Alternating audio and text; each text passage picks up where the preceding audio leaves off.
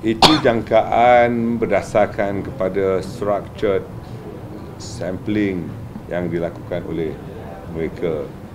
Tetapi realitinya kita harus berpijak di bumi yang nyata, di mana kepimpinan kita melalui kerajaan dan Barisan Nasional serta UMNO sebagai latar belakangnya tidak menafikan, kerana itu merupakan satu survey yang dibuat secara akademik, tetapi realitinya adalah berbeza.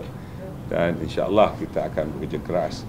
We have to work hard and work smart untuk menentukan bahawa BN akan terus menjadi peneraju pada kepimpinan di negara ini.